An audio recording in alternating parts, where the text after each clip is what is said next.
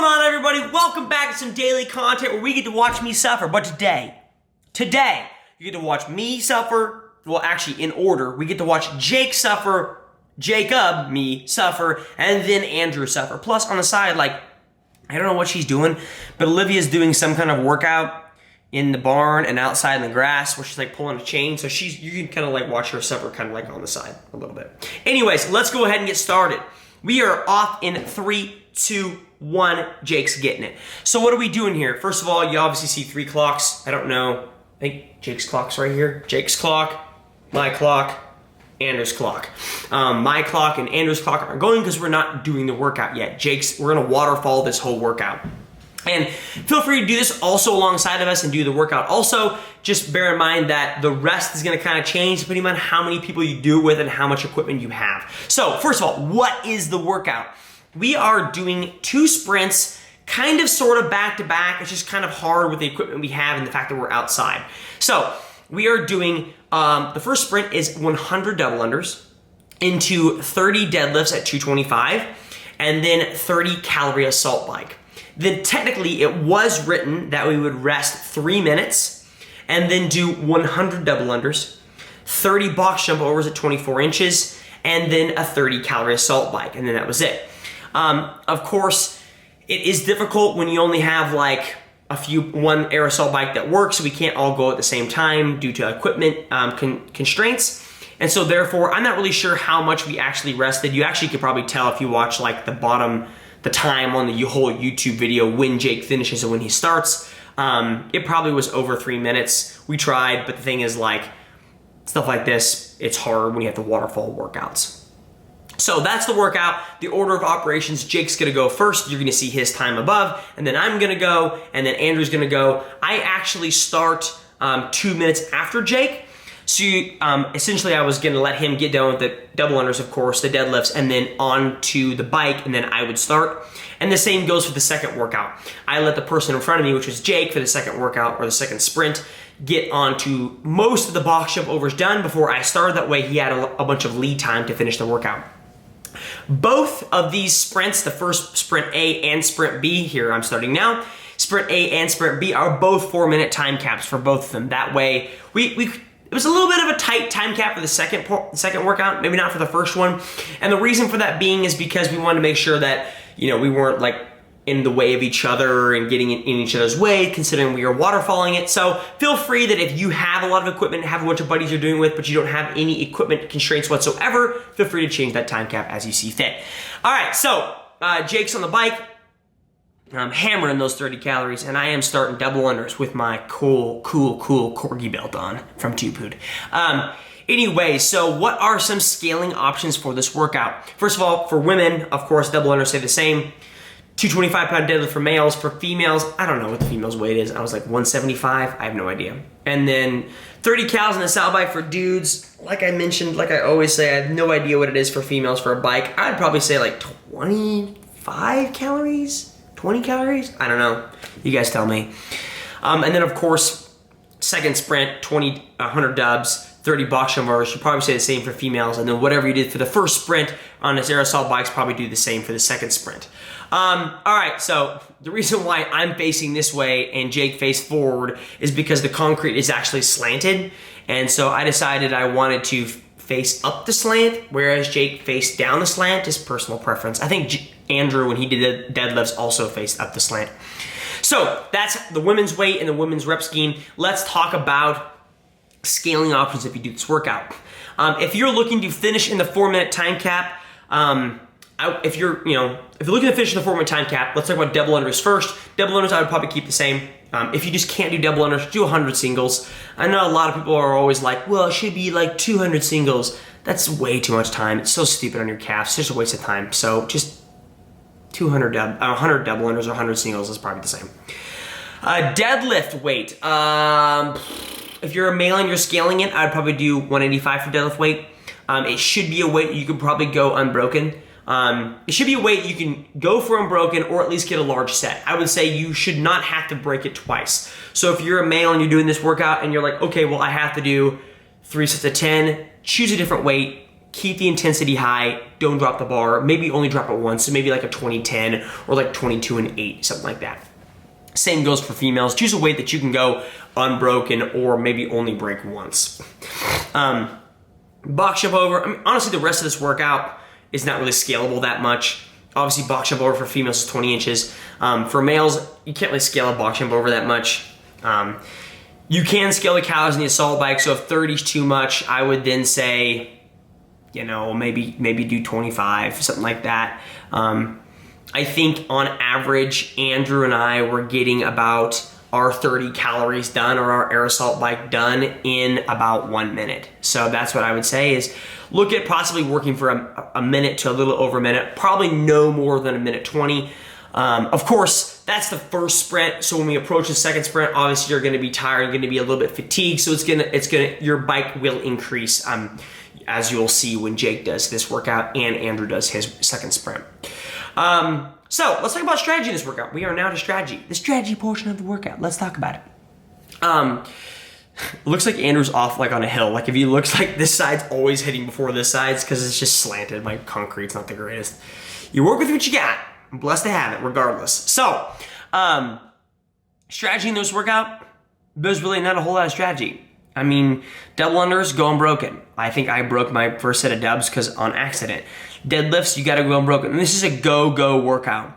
I mean, I would say, you know, if the deadlift is gonna blow up your posterior chain a little bit. So if 225 is too heavy or is heavy for you and you're like, oh, it's gonna be heavy for me. First of all, go back to my previous discussion on scaling, but then maybe break up your deadlifts in such a way that you still have something to give on the air assault bike, because that I think is where you're gonna make up a lot of time.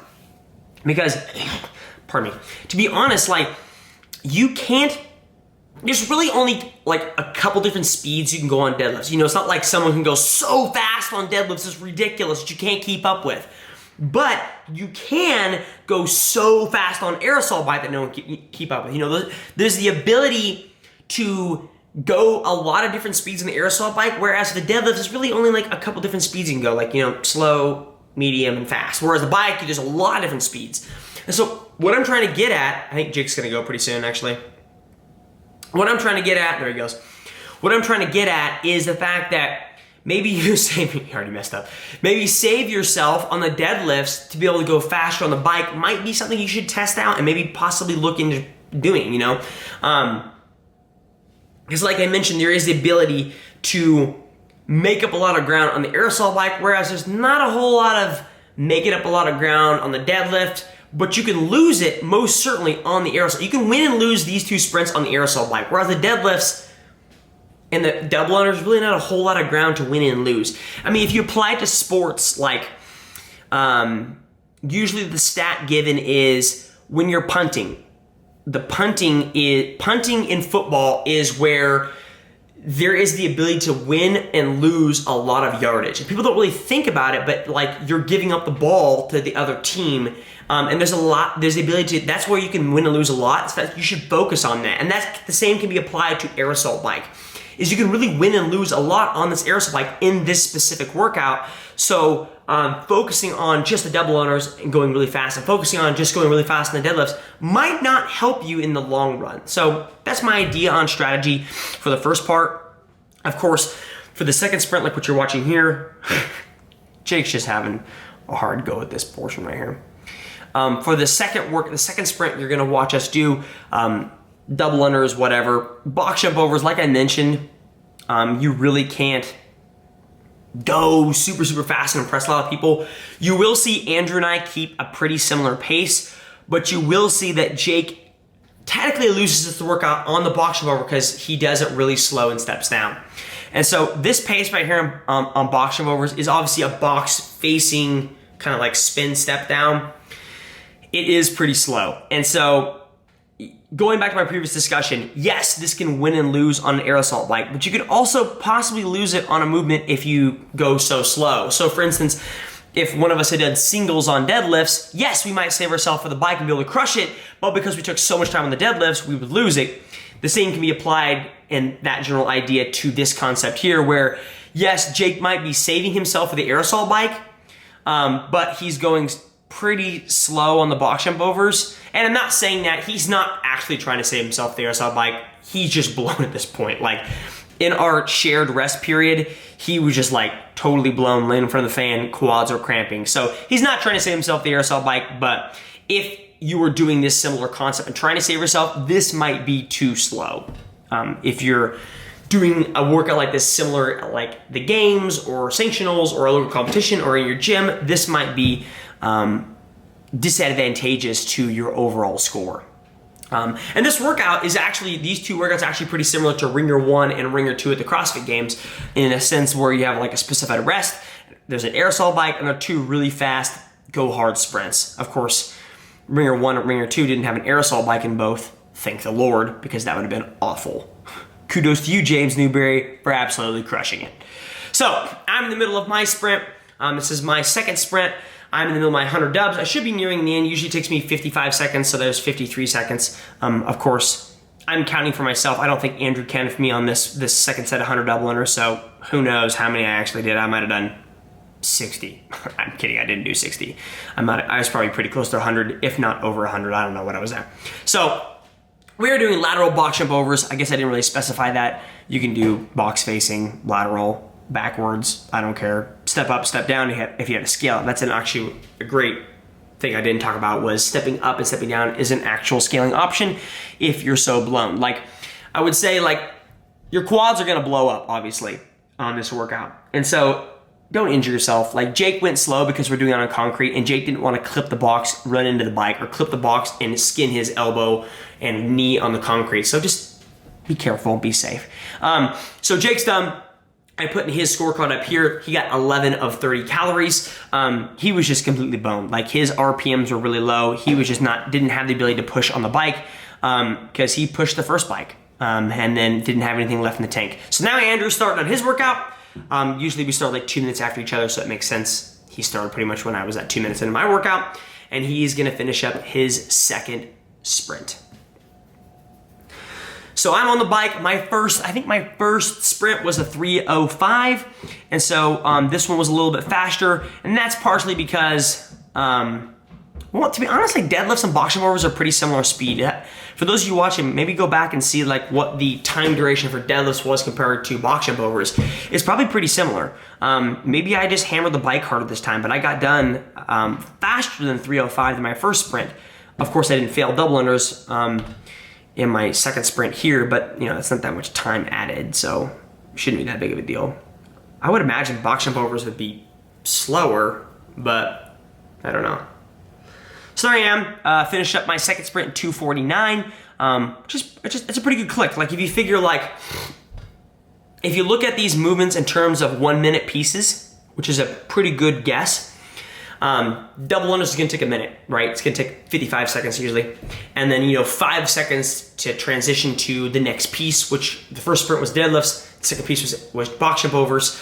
And so you gotta figure you're probably gonna spend about a minute on deadlifts, and probably a minute to a little bit less than a minute on box jump overs. And so for me, I was able to, I don't know my time on both bikes, but I think I was able to hold, my first sprint was a little over a minute on the bike for 30 calories, but my second sprint on the bike was a little bit faster, that's actually pretty solid. Now, I'm saying that not because I know it was faster than a minute for my second bike, but because I saw Andrew and I started the bike the same time Andrew pretty much started double unders, and I was off about the similar time, so I know it was about a minute worth of work time. So Andrew got on the bike, he got on the bike around 150, 147, whatever the case may be, and now he's on the bike hammering it down. I think he went out a little hot on the first one, and so you'll actually see the fact that he wasn't able to stay around a minute on the bike, which is fine. Like you gotta figure like, at this point you've already done one sprint workout and you're nearing the end of your second sprint workout, and so you don't really have a whole lot of quad. You might have lactic acid. I mean, we just saw that in Jake flowing, so now you're gonna see it in Andrew. I mean, I had lactic acid too. I think we just Andrew and I approach this workout just a little bit differently in terms of strategy. Because right now, if you're looking at his RPM speed, I don't know, that's probably like a 65 to a 70. That's just my guess. So I think he finishes past 3, but I'm not sure exactly. I think it's like 3:20 or something like that. Regardless, those are my strategies and scaling options for this workout. If you guys give it a shot, let me know. It's really fun. The easiest way to do some of these sprint workouts is to waterfall them. And when I say waterfall them, I mean, you know, kind of follow each other, you know, like you're jumping off a waterfall one at a time. We are getting near the Open. So if you guys know that, we are nearing the Open pretty soon. We're gonna be there before we know it in October, like 10th or whatever it is. Andrew and I actually will be probably looking into doing some how-to videos on movements that will come out in the Open. One big one is bar muscle-ups, another big one is like strict handstand push-ups. Those are the big ones that people struggle at, that want to improve at. And so, hold on real fast. That's pretty nasty. Anyways, we're gonna be looking to doing some more how-to videos. We did them in the past. We kind of got away from them because they're hard to create and they take some time. But we're looking to do them again. So if you guys want to see any specific how-to videos on something specific related to the Open, you know, how to approach this in the Open, or how to do this in the Open, or how to do whatever in the Open, let me know down below. Other than that, thanks for watching, guys. I appreciate it. If you want to watch a video just like this, click right here. Other than that, thanks for hanging out, and we'll talk to you guys later. See ya!